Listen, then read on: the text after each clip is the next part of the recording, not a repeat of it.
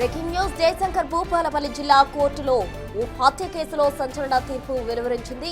2021లో కాటారం మండలంలో జరిగిన triple murder కేసులో 9 మంది నిందితులకు జీవిత ఖైదు విధిస్తూ కోర్టు తీర్పిచ్చింది. భూ వివాదాల నేపథ్యంలో ఒకే కుటుంబానికి చెందిన ముగ్గురిని హత్య చేసిన నిందితులకు 4 ఏళ్ల సుదీర్ఘ విచారణ అనంతరం న్యాయస్థానం శిక్ష ఖరారు చేసింది.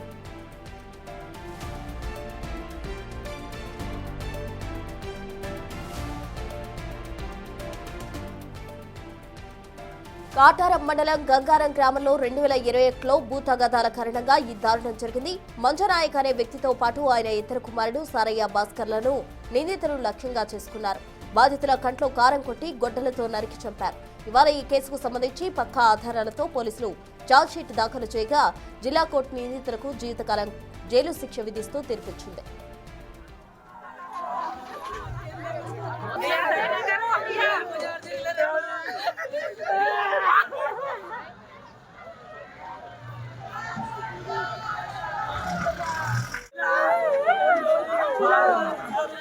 Này có mất thắng, này đua thật lắm.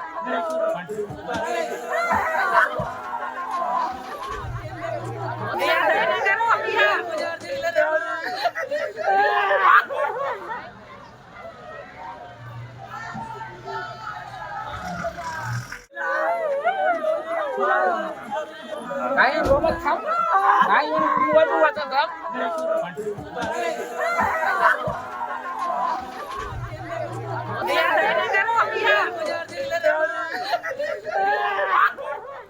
Jayashankar Bhupalpally జిల్లా కోర్టు హత్య కేసుకు సంబంధించి సంచలన తీర్పు వెలువరించింది. 2021లో కాటారం మండలంలో జరిగిన ట్రిపుల్ మర్డర్ కేసులో 9 మంది నిందితులకు జీవిత ఖైదు విధిస్తూ కోర్టు తీర్పునిచ్చింది. ఇది ఒక సంచలన తీర్పుగా భావించవచ్చు.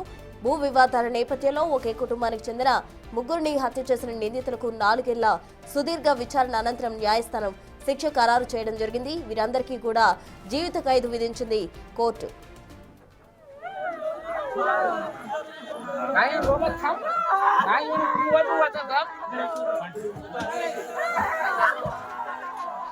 కాటారం మండలంలో భూ తగాదాల కారణంగా దారుణ హత్యకు ముగ్గురిని గురి చేయడం జరిగింది. ఆ ముగ్గురు హత్య విషయంలో 9 మంది నిందితులుగా ఉన్నారు. వారందరికీ కూడా జీవిత ఖైదు విధిస్తూ కోర్టు తీర్పునిచ్చింది. దీనికి సంబంధించి పూర్తి వివరాలు మా ప్రతినిధి వేణు అందిస్తారు. వరంగల్ నుండి వేణు.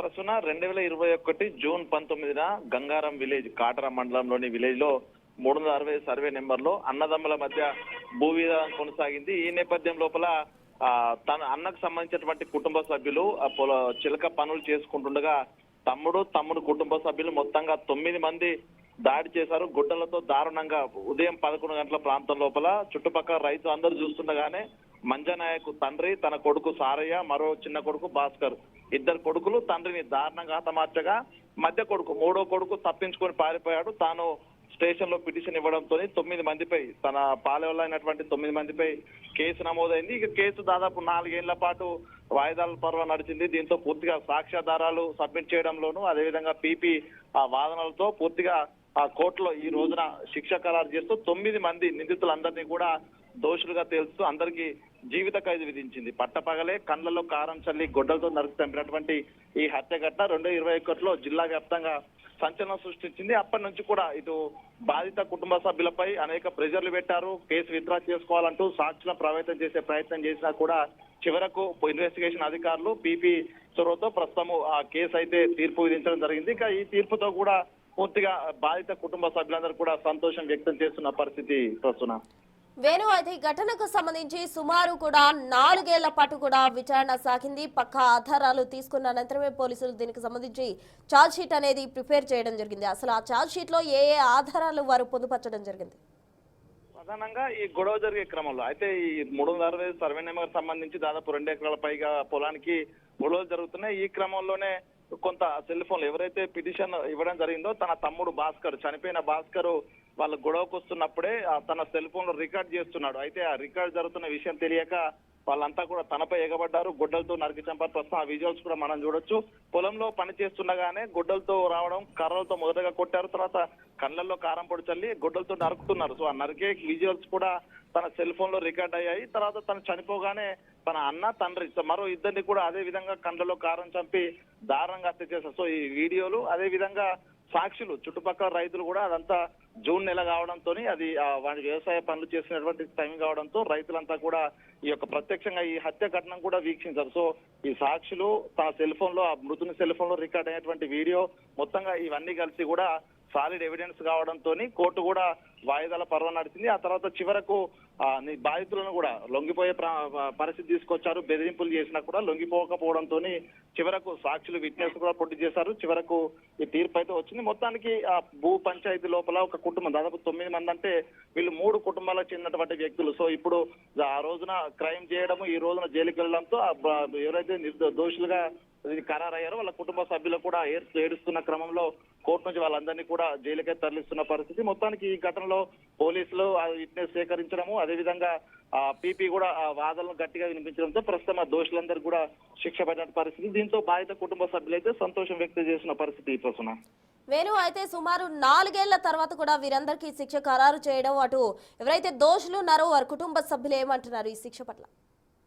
ప్రస్తుతం వీళ్ళందరికీ కూడా దాడి జరిపినప్పుడు దాదాపు 3 A1, A3, A7 మాత్రం గుడ్డలతో దాడి చేసి నరికి చంపారు. కానీ మిగతా వాళ్ళంతా చేతులతో కొట్టడము, కర్రలతో దాడి చేశారు. అయితే ఈ 3కి మాత్రమే భారీ శిక్ష పడుతుంది. మిగతా వాళ్ళు బయటకు వస్తారని భావించినా కూడా అందరూ కలిసి కుట్రపూరితంగా, ఎందుకంటే వీళ్ళు పొలం వద్ద పని చేస్తున్నప్పుడు కారం పొడి తీసుకురావడము, వెంట గుడ్డలు తెచ్చుకోవడం, కర్రలు తెచ్చుకోవడం, ఇదంతా కూడా పక్క ప్లాన్ లో భాగంగా తీసుకొచ్చారు. కాబట్టి ఈ కుట్రలో 9 మంది భాగస్వాములు అవుతారంటూ కోర్టు భావించింది. అయితే డిఫెన్స్ తరపునటువంటి అడ్వకేట్ కూడా వాళ్ళందరికీ క్షణికావేశంలో చంపారని వాదించే ప్రయత్నం చేశారు. కానీ క్షణికావేశంలో చంపితే కర్రలు గొడ్డలు ఎక్కడి నుంచి వస్తాయి, ఆ తర్వాత కారపొడి ఎక్కడి నుంచి తీసుకొచ్చారు. సో ఇవన్నీ క్షణికావేశం లోపల ఇంట్లో జరిగితే అందుబాటులో ఉన్నటువంటి వస్తువులు తీసుకొని దాడి చేయొచ్చు. కానీ ఇది ఒక పొలంలో జరిగింది కాబట్టి కుట్రపూరితంగానే కావాలనే హత్య అయ్యారనే ఉద్దేశంతో 9 మంది వెళ్లారనేటువంటి వాదనతో, పీపీ వాదనతో కోర్టు ఏకీభవించింది. కాబట్టి ప్రస్తుతము ఈ తీర్పు వెలువరించింది. అయితే బయటకు వస్తారు, వాళ్ళందరికీ ఏం కాదని భావించినటువంటి ఈ దోషుల కుటుంబ సభ్యులు కూడా ఈ రోజున భారీగా కోర్టుకు చేరుకున్నారు.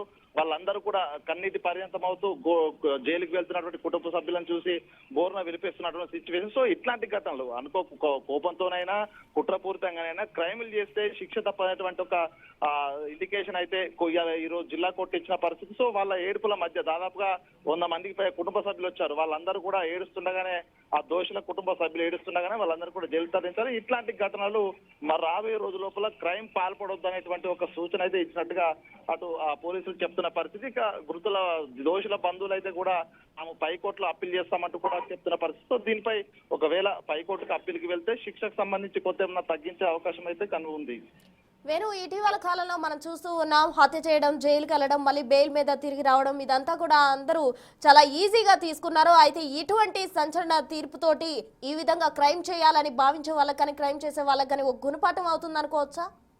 తప్పకుండా, ఎందుకంటే భూపాలపల్లి జిల్లా కోర్టు దాదాపుగా 9 మందికి ఒకేసారి లైఫ్ ఇంప్రిజన్మెంట్ ఇవ్వడం అనేది కూడా ఇది మొట్టమొదటి చరిత్రలో, భూపాలపల్లి జిల్లా కోర్టు చరిత్రలో మొట్టమొదటిది. అయితే ఈ కేసుకు సంబంధించి కూడా గతంలో ఇరు వర్గాలు, ఈ దాడికి పాల్పడ్డటువంటి వర్గము, అదేవిధంగా మృతుల కుటుంబాలకు సంబంధించిన వర్గాల మధ్య చిన్న చిన్న గొడవలు అయ్యాయి. కాంప్రమైజ్ కోసం అన్నారు. పెద్ద మనిషి సమక్షంలో కూడా పంచాయతీలు పెట్టుకున్నారు. అక్కడే ఈ కేసును క్లోజ్ చేసుకోవాలి, కాంప్రమైజ్ కాకుండా తిరిగి ఒకరిపై ఒకరు కుట్రలు పెంచుకోవడము, ఏకంగా దాడి చేసి గుడ్డలతో దారుణంగా పట్టపగలు నరికి చంపేటువంటి ప్రయత్నం ఏదైతే ఉందో, సివిల్ కేసు లోపల రాజీ పడకుండా, లేకపోతే కోర్టుల ద్వారా తమకు న్యాయం జరగాలంటూ కోర్టులను ఆశ్రయించకుండా ఈ విధంగా వ్యక్తిగత కక్షలతో దాడులు చేయడము, చంపడం, ఒక వ్యక్తిని దారుణంగా చంపడం అనేది కూడా తీవ్రమైన నేరం. సో ఇట్లా ఘటన జరిగినప్పుడు చిన్న చిన్న శిక్షలతో కాదు, ఇట్లాంటి జీవిత ఖైదు విధిస్తేనే రేపు క్రైమ్ చేయబోయే వాళ్ళు కావచ్చు, చిన్న చిన్న కేసులో తలదూర్చిన వ్యక్తులు కావచ్చు, కోర్టు ద్వారా లేకుంటే రాజీ పడడం ద్వారా తాము సమస్యలు పరిష్కరించడం ఒక భావన వస్తున్నటువంటి ఉద్దేశంతోనే కోర్టు తీర్పు చెప్పే సమయంలో కూడా జడ్జి ఇదే వ్యాఖ్యలు చేశారు. సో ఇట్లాంటి ఘటనలు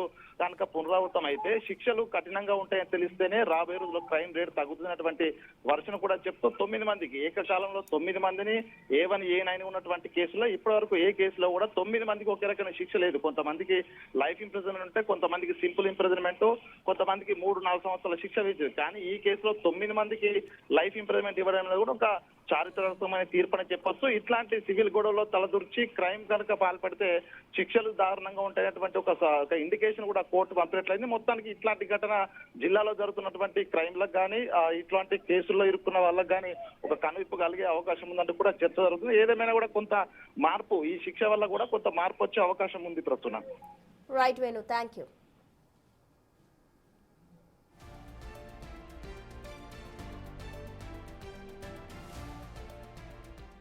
మొత్తంగా జయశంకర్ భూపాలపల్లి జిల్లా కోర్టు ఇచ్చిన తీర్పు సంచలనంగా మారిందని చెప్పాలి. 2021లో కాటారం మండలంలో జరిగిన హత్యలకు సంబంధించి 9 మంది నిందితులకు కూడా జీవిత ఖైదు విధిస్తూ కోర్టు ఇచ్చిన తీర్పు తీవ్ర సంచలనంగా మారింది. ఎవరైతే దోషులు ఉన్నారో వారి కుటుంబ సభ్యులు 4 ఏళ్ల తర్వాత ఎవరైతే దోషులు ఉన్నారో వారికి శిక్ష వేయడంతో వారు కొంత బాధనైతే వ్యక్తం చేస్తున్నారు. అయితే బాధిత కుటుంబం మాత్రం ఈ నిర్ణయంతో కొంత వాళ్ళు ఊపిరి పీల్చుకున్నారనే చెప్పాలి. ఇటువంటి ఘటనలు పునరావృతం కాకుండా ఉండాలంటే ఈ తీర్పే సరైందంటూ కూడా పలువురు చెప్తూ ఉన్నారు.